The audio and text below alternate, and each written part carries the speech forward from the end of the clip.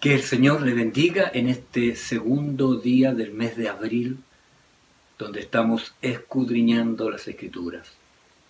Yo quiero recordarles el jueves anterior, estuvimos viendo la relación entre el cristiano y los no creyentes. Concluimos hablando del testimonio, el cual debe hacer que la gente que no cree en Dios termine glorificando a Dios, ¿ya? Por causa del mensaje del Evangelio. Y en este día vamos a hablar sobre la relación del creyente con las autoridades o con el Estado. Y así que Pedro ahora va a hablarnos de nuestra responsabilidad hacia las autoridades que están instituidas por Dios. Y para esto quiero invitarle que usted busque su Biblia, que busque allí en la primera carta de Pedro, en el capítulo 2, estamos allí escudriñando la palabra, desde el versículo 13 hasta el versículo 17. Primera de Pedro, capítulo 2, desde el versículo 13 hasta el versículo 17, y voy a leer esta palabra del Señor, y le voy a pedir ahí a usted que pueda seguir esta palabra en el nombre de Jesucristo. Dice así la palabra del Señor. Por causa del Señor, someteos a toda institución humana, ya sea al rey como a superior, y a los gobernadores como por él enviados, para castigo de los malhechores y alabanzas de los que hacen bien. Porque esta es la voluntad de Dios, que haciendo bien hagáis callar la ignorancia de los hombres insensatos, como libres, pero no como los que tienen libertad como pretexto para hacer lo malo, sino como siervos de Dios. Honrad a todos, amad a los hermanos, temed a Dios, honrad al Rey. Vamos a orar al Señor y vamos a pedir que Él sea el que tome el control de todo lo que vamos a hacer en esta tarde.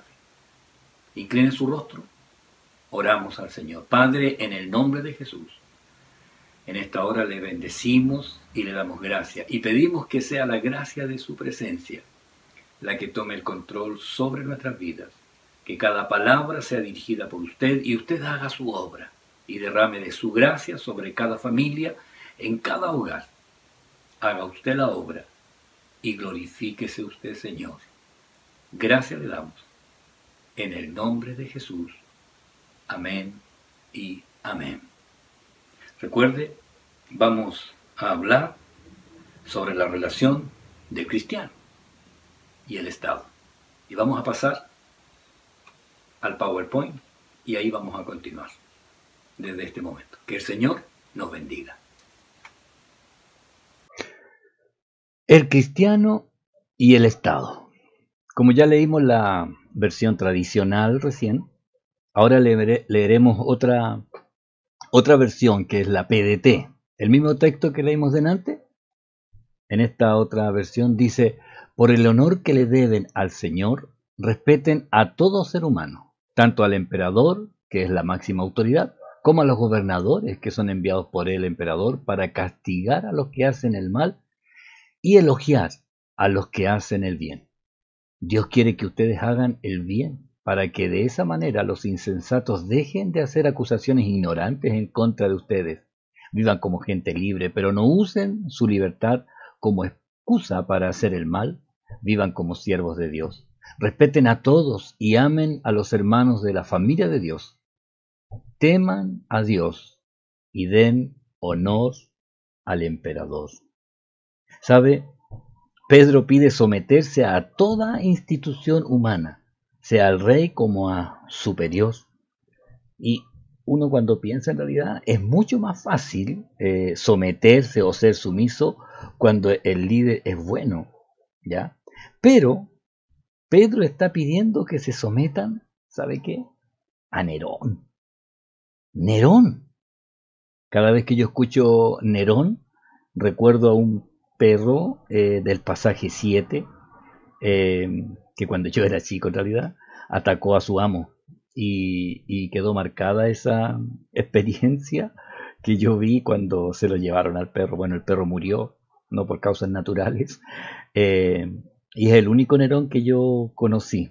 Pero Pedro no está hablando de ese, está hablando del verdadero Nerón, el original, el cruel, el Nerón que era malo. En realidad, los historiadores lo retratan en realidad como él era, y dentro de todas sus maldades en realidad, por ejemplo, la historia dice que él asesinó a su propia madre, que mató a su segunda esposa, dice, eh, la pateó hasta matarla. Así decía la escritura respecto a la biografía de este Nerón. Asesinó a todos los rivales que de una u otra manera eh, consideraban o podrían ser parte del trono, y si no, él los mató. Mató a una cantidad de cristianos, ya los crucificó. Y aún la historia dice que él ponía a los cristianos en unos maderos y les echaba una brea encima y luego les prendía fuego. Y esto él ordenaba para iluminar sus jardines, se los ponía alrededor. Realmente era cruel. Practicaba, dicen que públicamente, la inmoralidad. Y no voy a narrar mejor las cosas que él hacía y lo grosero en realidad, porque es censurable. Y también dentro del listado de aquello que él hizo mal, también le quitó la vida, dice la historia, a Pedro y a Pablo, ¿ya? Esto es lo que la historia dice. Pero nosotros debemos considerar, Pedro está hablando de someternos a las autoridades, aún considerando que él estaba bajo una autoridad realmente perversa, ¿ya? Y nosotros, lógicamente, entendemos que la primera razón por la que las escrituras nos manda y nos ordena a someternos al gobierno es porque, ¿sabe? Tener cualquier autoridad es mejor que no tener ninguna. Así dice, ¿ya? Tener cualquier autoridad es mejor que no tener ninguna. Y la razón es porque donde no hay gobierno, ¿sabe lo que pasa cuando no hay autoridad, cuando no hay gobierno? Florece el caos, la maldad, los delitos son descontrolados y aparece la anarquía, que es la ausencia total de la estructura gubernamental de un Estado. La anarquía, caos, maldad. ¿Sabe? Decía una frase ahí en los apuntes que estaba leyendo, y un libro también. eh, Decía que aún el peor gobierno es mejor que ningún gobierno. Imagínese, ¿cómo será? Ahora, por qué Dios lo hace de esta manera? Primero, porque Dios es un Dios de orden. En Primera de Corintios 14:33 aparece esta expresión: pues Dios no es Dios de confusión, sino de paz. Y en otras versiones dice porque Dios es Dios de orden, ¿ya? Porque Dios es así, Dios es ordenado. Y, y nosotros tenemos que considerar que en el orden que Dios estableció, más adelante vamos a ver cómo Pablo lo cita, él tiene una jerarquía, ¿ya? Para para todo el orden que él tiene jerarquías. ¿Sabe? ¿Para qué son las autoridades? ¿Para qué son las autoridades? La Escritura dice, para el castigo de los malhechores. Eh, Pedro dice esto: como por él enviados para castigo de los malhechores y alabanza de los que hacen bien, para castigar a los que hacen lo malo, ¿sabe? Y esto es importante. ¿Sabe que a los cristianos en el tiempo antiguo se les acusaba de una cantidad de falsedades, miles de falsedades? Decían que los cristianos odiaban a la humanidad, porque ellos decían que si la gente que no conocía a Dios no se arrepiente, iban a ser condenados. Entonces, ese mensaje para la gente que no conocía a Dios decía: nos odian, por eso dicen eso. Además decían que los cristianos estaban propiciando una rebelión contra el Imperio Romano, porque hablaban mucho del reino de Dios. Entonces estaban hablando de otro reino dentro del Imperio Romano. Entonces, y había una cantidad de mentiras que se decían de los cristianos, y, y es por eso que Pedro habla de cómo nosotros debemos actuar ante la mentira que se dice en torno a nosotros. Y esta parte, en realidad, Pedro dice, porque esta es la voluntad de Dios. Ellos eran, se les atribuían cosas que no eran verdad, pero Pedro dice, esta es la voluntad de Dios, que haciendo bien, hagáis callar la ignorancia de los hombres insensatos, como libres, pero no como los que tienen libertad como pretexto para hacer lo malo. ¿Sabe? Pedro está diciendo, aunque hablen mal de ustedes, aunque digan cosas que sean mentiras, ¿sabe? La voluntad de Dios es que usted haga el bien. Y de esa manera va a hacer callar la ignorancia de los hombres insensatos. Yo sé que es difícil, a lo mejor usted está diciendo, están hablando mal, me están pelando, pero la Escritura dice, la voluntad de Dios es que usted haga el bien, y de esa manera hará callar la ignorancia de los hombres insensatos. Más adelante vamos a ver cuál es la palabra que en realidad Pedro usa, hacer callar. Es otra, ya para nosotros suena blandita esta palabra, pero Pedro dice otra cosa, ¿ya? Y también Pablo habló al respecto en tanto a las autoridades. En Romanos 13:1, Pablo dice, sométase toda persona a las autoridades superiores, porque no hay autoridad sino de parte de Dios, y las que hay por Dios han sido establecidas. O sea, si nosotros vemos que hay un orden, ese orden lo ha puesto Dios. Ahora, seguramente dentro del orden hay algunos que se han salido del orden porque se aprovechan de la autoridad. Pero el principio de la autoridad viene de Dios. Entonces nosotros, si nos resistimos a la autoridad, estamos resistiendo el principio que Dios estableció de orden en el mundo entero. Por eso Pablo dice, sométase toda persona a las autoridades superiores, porque no hay autoridad sino de parte de Dios. Y las que hay por Dios han sido establecidas. Es interesante conocer esto, saber que nosotros debemos someternos a las autoridades. En este tiempo que estamos sufriendo esta pandemia mundial, se han dado instrucciones y nosotros debemos acatarlas, aquellas instrucciones y órdenes que no atentan contra la obediencia a Dios, ¿ya? Contra la obediencia a Dios, porque usted podrá preguntarse, bueno, ¿cuándo un creyente no debe obedecer a la autoridad? ¿Cuándo un creyente no debe obedecer a la autoridad? ¿Sabe? Y debo decirle, la única vez que el creyente no debe obedecer a la autoridad es cuando el obedecer a la autoridad signifique desobedecer a Dios. O sea, que si la autoridad le da una orden que va en contra de lo que Dios ha establecido, ahí es donde usted debe frenar, ¿ya? No obedecer. Hay una diferencia entre obedecer y someterse. Y esto lo vamos a ver ahí con un ejemplo de 3 creyentes en Dios: Ananías, Misael y Azarías. Son del Antiguo Testamento, ¿ya? Ananías, Misael y Azarías. En Daniel capítulo 3 aparecen estos 3 personajes. Quizás usted lo recuerda más como Sadrach, Mesach y Abednego, que son los nombres que le pusieron allí en Babilonia cuando ellos llegaron como cautivos. ¿Sabe?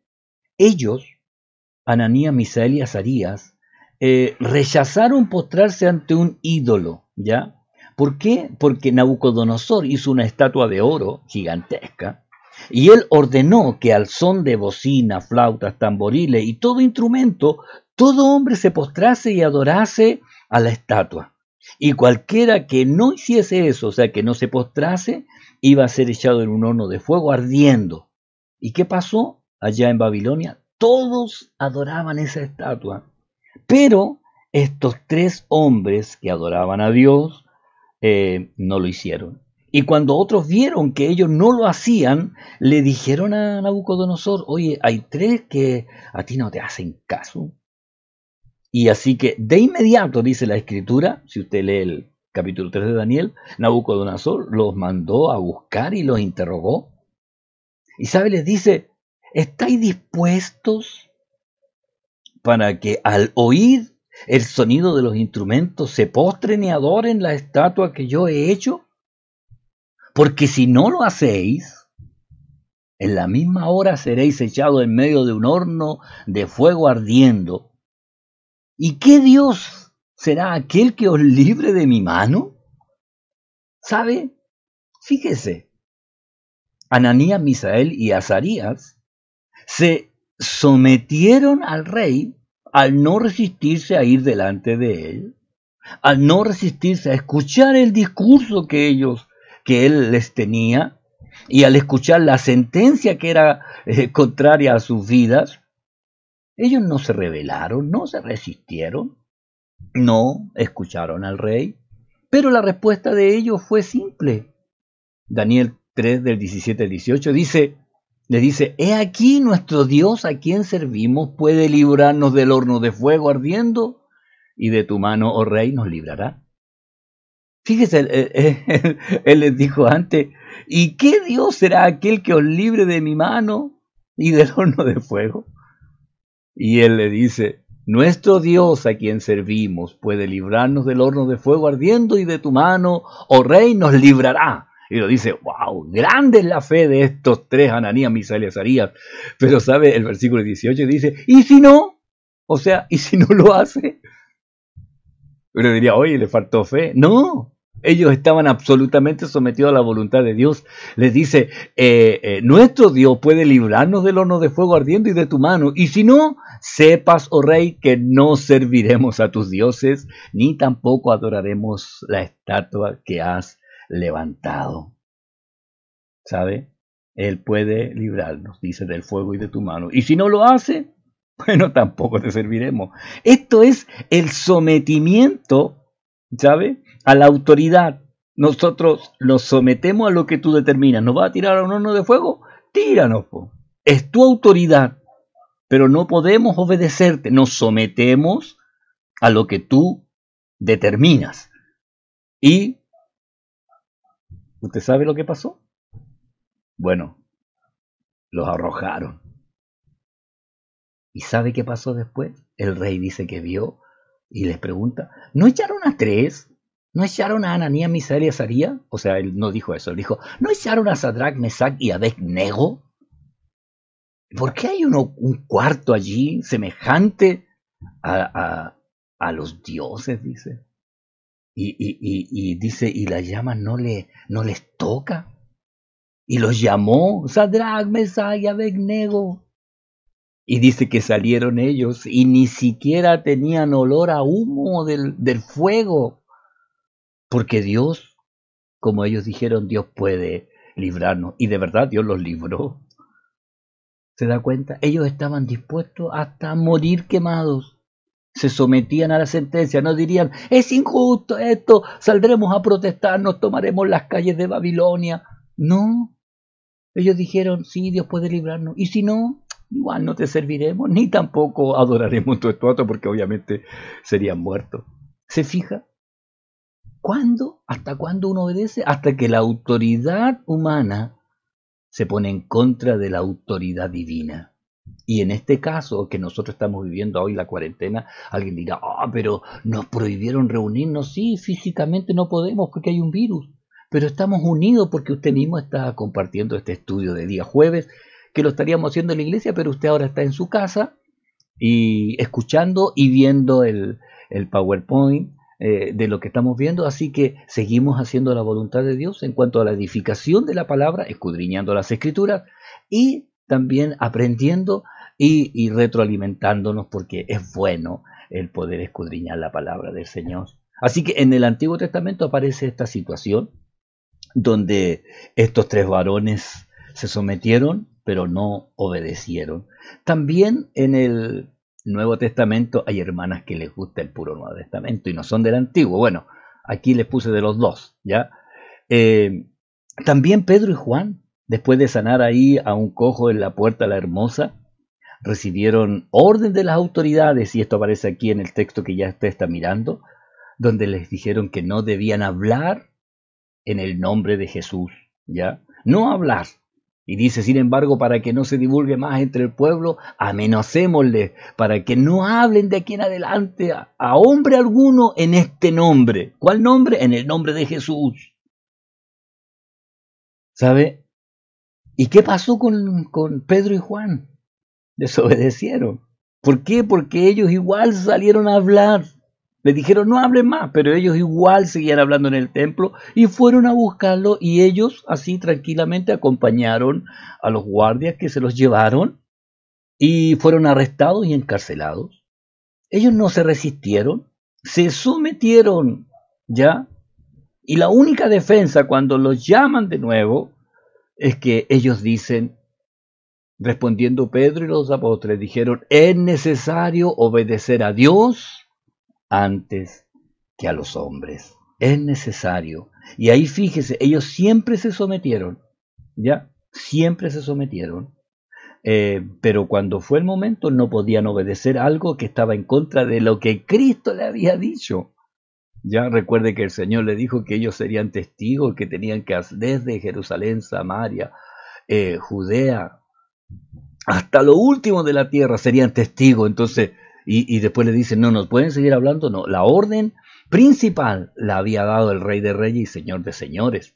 Y ahora ellos no podían cambiarla porque decían, tenemos que obedecer a Dios, ¿ya? Pero se sometían, aunque no obedecían ese mandato que estaba en contra de lo que Dios ya había establecido. Ahora, nosotros nos sometemos por varias razones. Y Pedro aquí lo dice claramente, ¿ya? Nos sometemos primero por causa del Señor. ¿Por qué? Porque Él obedeció en todo. Respetó a la autoridad, respetó a Pilato, recuerde que conversó con él, ¿ya? Respetó a los gobernantes. Y además ordenó a los seguidores, les dice, dad a César lo que es de César y a Dios lo que es de Dios. O sea, al que le corresponda a César, déselo a él, pero lo que le corresponde a Dios es de Dios, ¿ya? Lo que es de César, a César, lo que es de Dios, es de Dios. Y en esto a él dejó establecido que debe haber un respeto también hacia las autoridades humanas. También Pedro dice, porque esta es la voluntad de Dios. Y aquí les quiero explicar que en realidad Pedro dice que haciendo bien, amordacen la boca de los ignorantes, o sea, pónganle un bozal, haciendo bien, no literalmente andemos poniéndoles bozales, sino que haciendo bien, dicen, amordacen la boca de los ignorantes e insensatos. Entonces, la voluntad de Dios. Entonces, ¿por qué debemos someternos? Por causa del Señor, Él lo hizo, dejó ejemplo. ¿Por qué? Porque es la voluntad de Dios, ¿ya? Para que nosotros podamos mostrar un buen testimonio. Además, porque somos libres de la esclavitud del pecado. ¿Sabe? Nosotros tenemos la libertad de no hacer lo malo, sino lo bueno, como siervos de Dios. Porque nosotros somos libres de la esclavitud del pecado. Así que si usted peca, usted no puede decir, es que me obligó, estuve obligado a hacerlo. No. Usted es libre ya para tomar la decisión correcta y no hacer lo malo, porque ya el pecado no tiene autoridad sobre usted, no tiene autoridad. Entonces usted puede decidir hacer lo bueno. Pedro termina este pasaje pidiéndonos que demostremos, ¿ya? Que demostremos, que demos testimonio de buenas formas en realidad. ¿Por qué? Porque dice en el último versículo, demuestren, ¿ya? Es como honrar a todos. Ahora dice, ¿cómo lo van a hacer? Honren a todos, honren a todos. En Efesios 6, Pablo escribe esto de cómo debe ser esta honrar a todos, porque en el capítulo 6 del 1 al 9 parte diciendo cómo debe ser nuestra conducta y habla de que debemos honrar a nuestros padres, ¿ya? Porque el honrar a todos está relacionado con la importancia de tratar a los demás con honra, con respeto, con integridad y con amor, ¿ya? Honra a tu padre y a tu madre, ¿ya? Está relacionado con el respeto, con la integridad y con el amor, ¿ya? Entonces cuando Pablo habla en el capítulo 6 de la honra que se merecen los padres, ¿ya? Y está relacionado también con respeto hacia los padres, porque nos da cuando decir, oh papá, yo te honro, pero no te respeto, o la integridad y el amor. También en Efesios 6 habla del respeto de los padres hacia los hijos, no provoquéis a ira a vuestros hijos, ¿ya? la integridad y el amor que debe haber entre la relación del siervo y del amo, ¿ya? Respecto a que el siervo debe respetar a su amo y trabajar para él, no como trabajando ahí para el ojo, sino como sirviendo a Dios. Y el amo debe amar al siervo y tratarlo con amor, ¿ya? Y esto es en el respecto a honrar a todos, ¿ya? A todos, desde el más cercano, los padres, hasta el trabajador o el que trabaja para el que tiene una empresa. Luego dice, amad a los hermanos, ¿ya? Amad a los hermanos. Y este es el amor filial. En esto, ¿sabe? Jesús habló. Y ahí puse Juan 13, 34 y 35, cuando el Señor dice, un mandamiento nuevo os doy, que os améis unos a otros, como yo os he amado. ¿Ya? La medida del amor nuestro no es como me amo yo mismo, no es como yo amo a mis hijos o a mis nietas o a mi mamá o a mis hermanas, no. La medida del amor que yo debo tener hacia los demás es como el Señor me amó a mí. ¿Y cómo el Señor me amó a mí? Dio hasta su vida por mí. ¿Me entiende? O sea, no hay mayor medida de amor. A veces la gente dice, el amor mayor del mundo, del universo, es el amor de una madre. No, momentito. Yo me resisto a eso. Yo digo, la mayor demostración de amor es el amor de Dios hacia nosotros. Es el amor que tuvo el Señor, porque Él dijo, que os améis unos a otros, como yo os he amado. Podría haber dicho, ámense ustedes como una madre ama a su hijo, pero ¿sabe? Hay algunas madres que no aman a sus hijos y hemos visto tristes noticias ya de niños recién nacidos abandonados y dice, pero es que a lo mejor no podía, pero sabe, cuando hay amor pasa más allá del no puedo.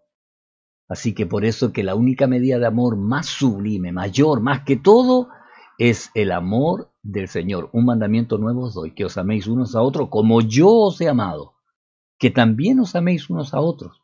Y deja cuál es la marca registrada nuestra. En esto conocerán todos que sois mis discípulos, si tuvierais amor los unos con los otros.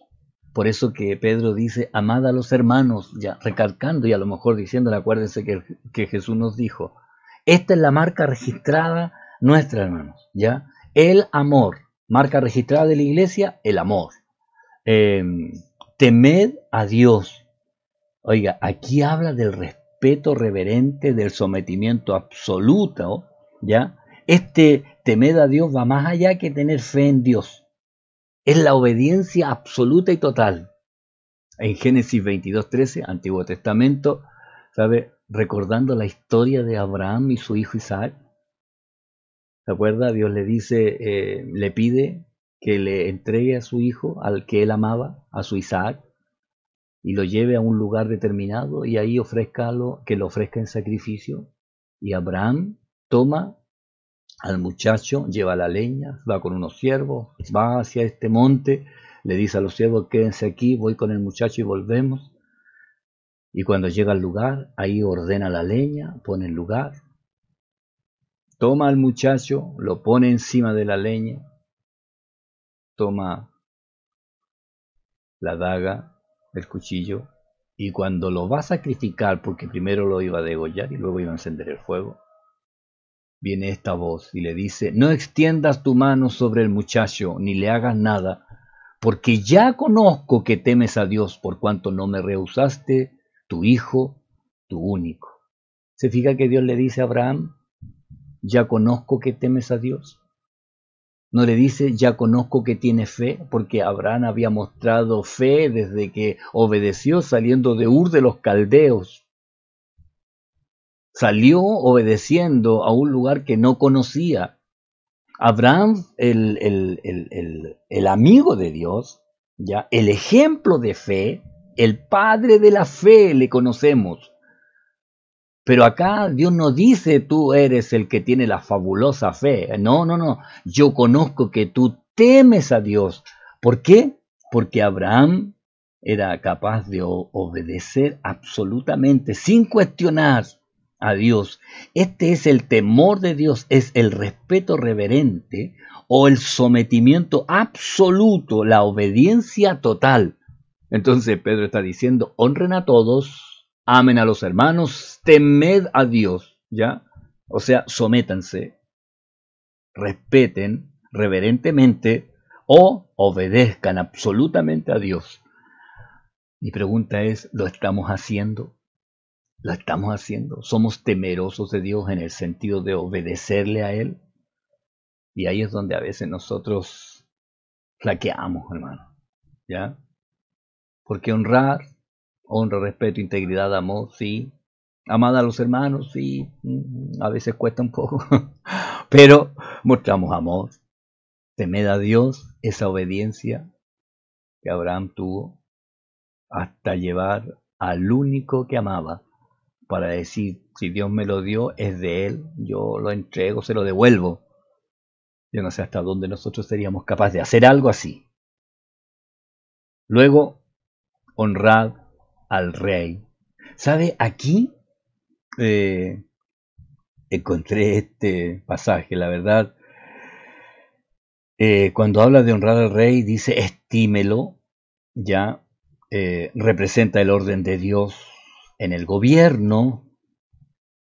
Hónrelo no por lo que lo haga bien o mal, sino por el cargo, ya que recuerde, representa el orden bíblico, el orden de Dios, y ellos tenían a Nerón, así que Nerón no lo hacía muy bien, que digamos, pero igual honrad al rey, ¿sabe? Y aún yendo aquí al Antiguo Testamento, ni siquiera deberíamos hablar mal de las autoridades, ni siquiera eso.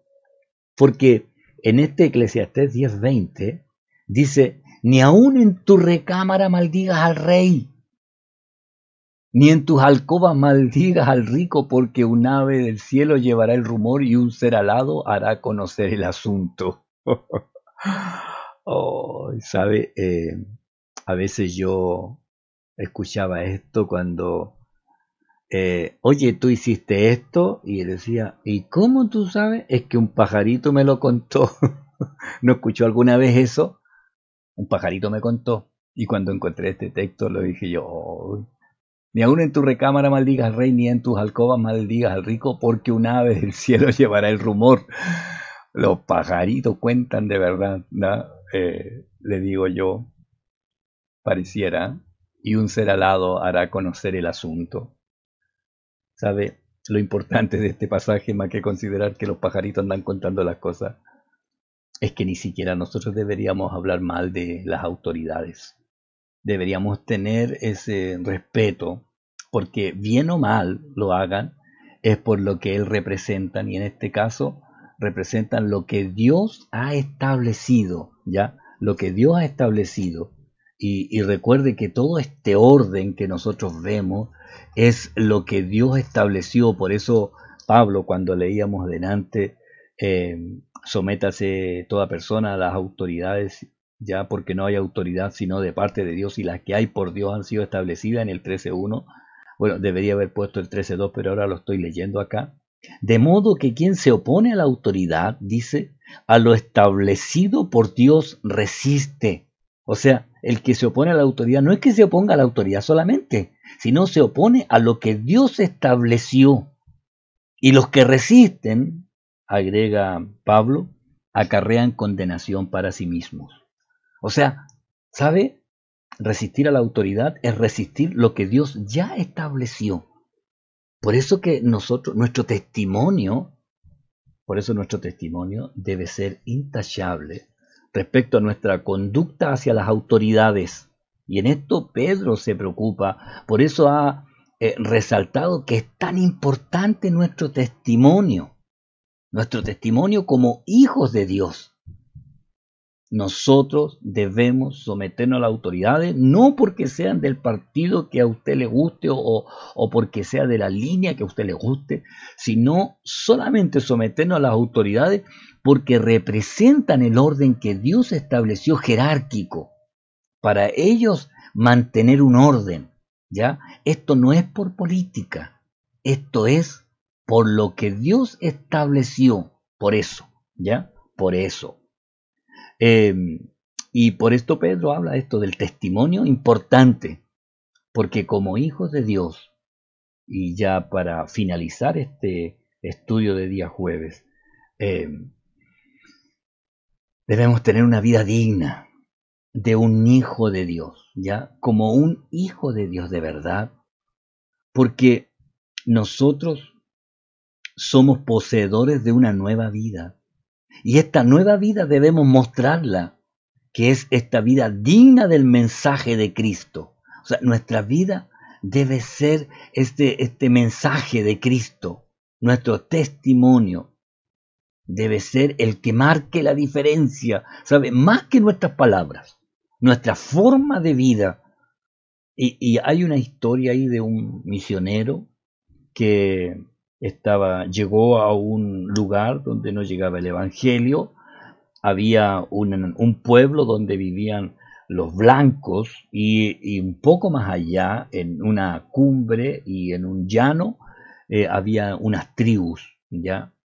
De los que eran de ese lugar. Y este misionero primero llegó al pueblo y llevó el mensaje ahí para iniciar una iglesia en el pueblo y entregaba el mensaje ahí.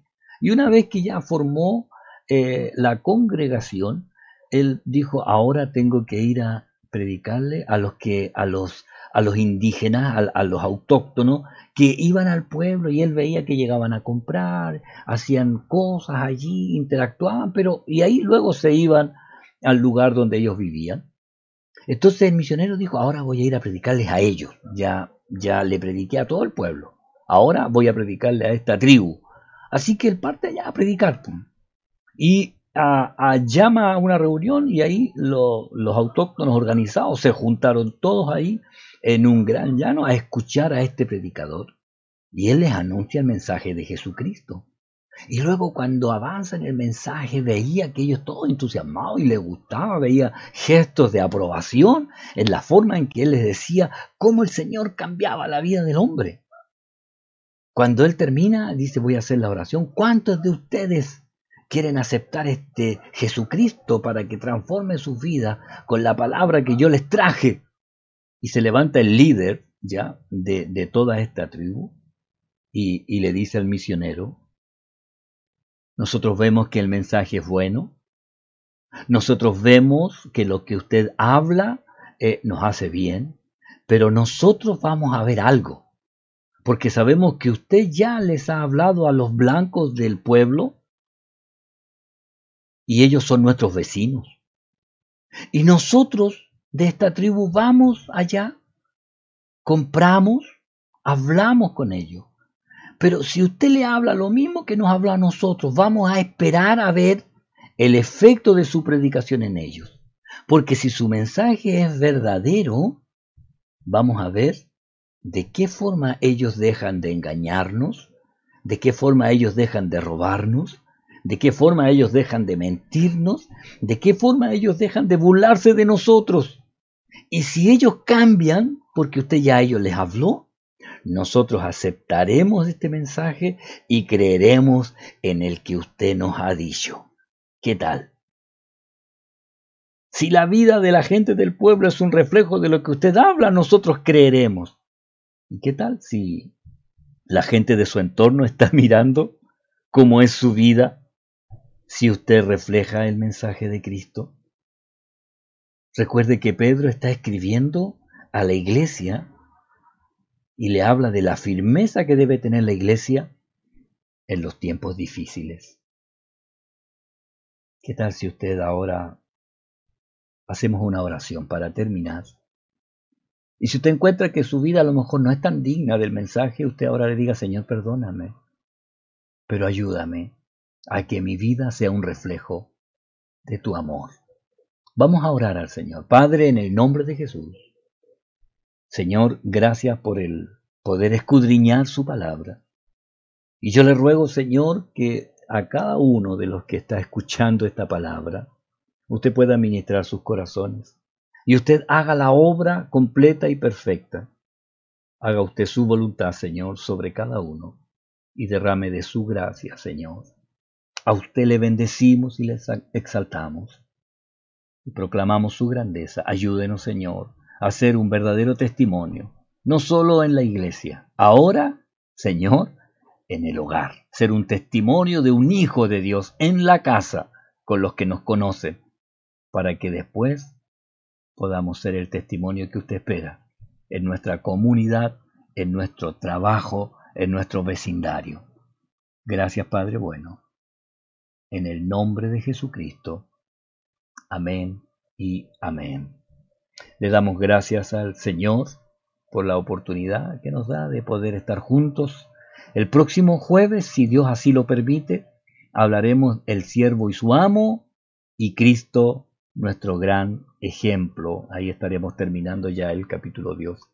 Mis hermanos, amigos, que el Señor les bendiga y nos veremos muy pronto. Bendiciones.